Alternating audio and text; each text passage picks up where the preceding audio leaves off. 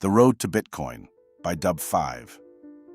I suspect, or more accurately speculate, that the majority of people haven't taken the time to really look at and understand Bitcoin is because they lead by and large functional lifestyles.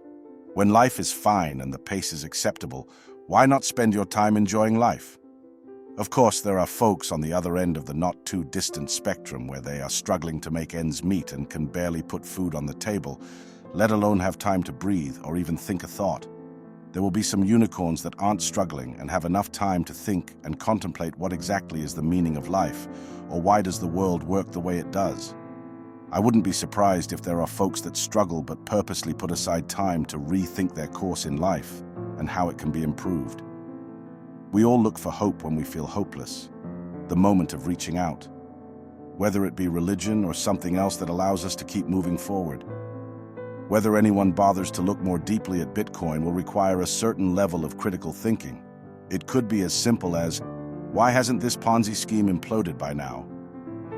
You could stop there, shrug your shoulders and brush it off altogether, but at some point you will come face to face with the same question that didn't get answered years ago. No, it's not dead, and it's still here, and it's worth even more now. Maybe it's not a Ponzi.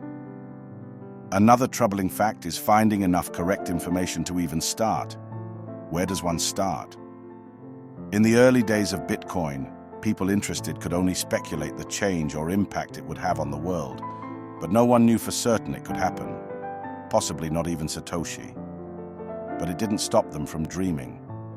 I would argue no one can still say for certain, but at least the probability and momentum of it happening is more apparent. There is a strong fighting chance.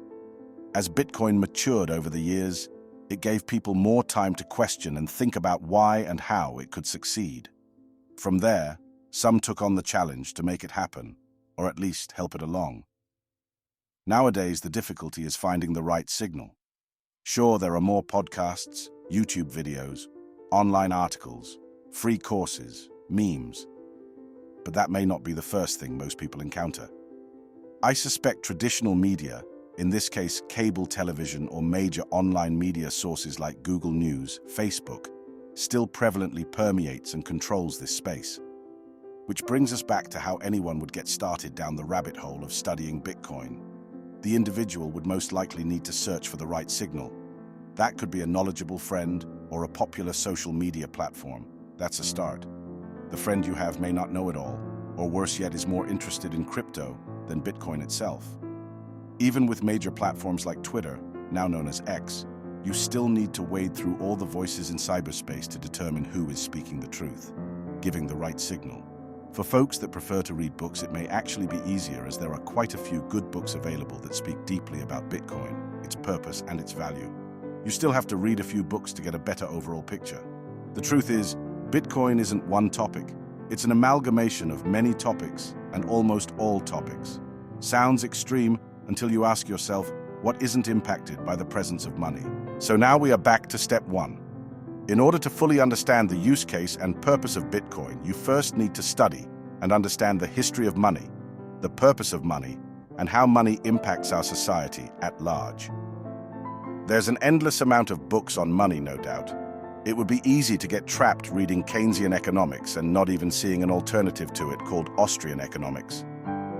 Luckily, we have books like The Bitcoin Standard by Saifedean Ammous and the more recent Broken Money by Lynn Alden to help guide our understanding and keep it focused. How do we know Ammous and Alden aren't leading us down the wrong path? You don't, and you should go read other books that counter their perspectives and arguments. In the end, you need to make that judgment call yourself. You would then want to ask more questions like, how does our current society work using fiat money? How long have we been using fiat money? What is fiat money? Who controls fiat money? What are the benefits and downsides to using fiat money? If you get this far and haven't given up, then your next step would be to study Bitcoin further. What is it exactly? How does it work? Who created it and why? What is its purpose? Why does it exist? Who does it help? Why should you care? Or better yet, why should you get involved? Bitcoin is interesting for me, as it rewards the people that have spent the time understanding all of the above.